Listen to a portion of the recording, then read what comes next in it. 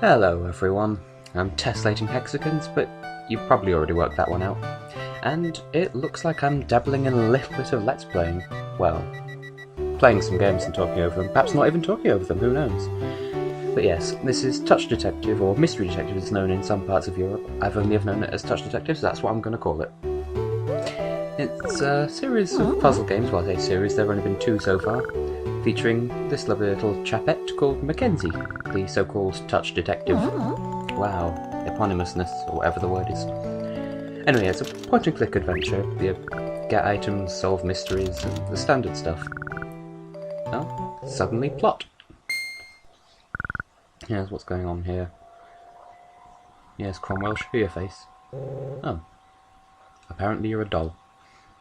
What's going on here? This is just unusual. Go ahead.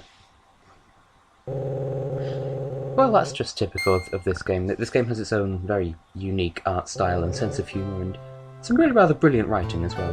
We'll get into that a bit later. Now, why have I chosen to do this game?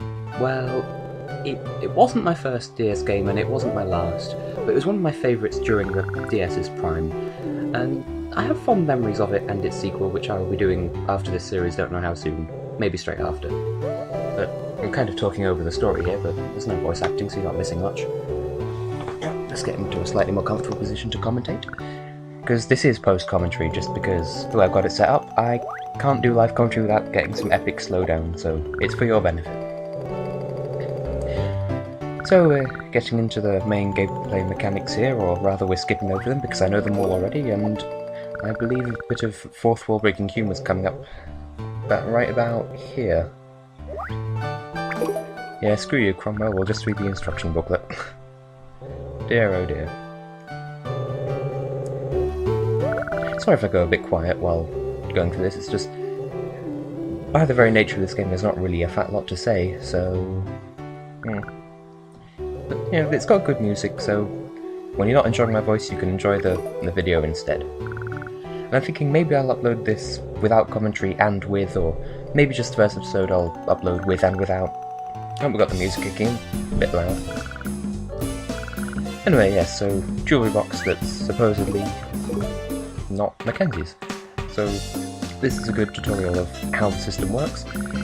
You get an item, you can examine it close up, and usually there's some vital details in it. You can also tap around to explore the environment, and as I've said, very beautiful art style. And here's another main mechanic of the game, the touch list.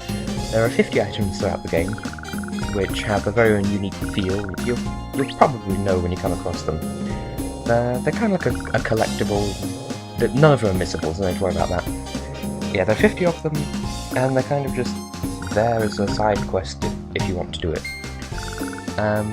I got 45 of them in my practice file, and then went back and got 5 afterwards. But anyway, this is an introduction to more items you can find, and the necessity of combining items. And that's the first puzzle, basically. That's the so-called detective course. And yeah, spoilers, I found a key, and that's the key to get out of the room. Though by the looks of it, Mackenzie doesn't seem to have worked that out quite yet. Yeah, so let's take that to the door and... well, quelle surprise! It opens the door. So now we can leave the room and find out exactly what's going on. Ah, Cromwell, we meet at last. Well done indeed, that was a really difficult puzzle. A kind of introduction to the main objective of the game. Oh, sick burn. Okay, now you're just being insulting. It's funny, this game It's 4 chapters long, plus bonus content. Each chapter is about an hour long, and yet it just flies by, because I feel like it's a really short game, but really it's not. Because I was of the opinion that they should sell this and the sequel together as one unit, but now I'm thinking, maybe it's fine as it is, but we'll get into that later on in the LP. Oh, and he's going on about his bloody divine providence. Oh, called it. Yeah. So that's stuff. That's how the game works.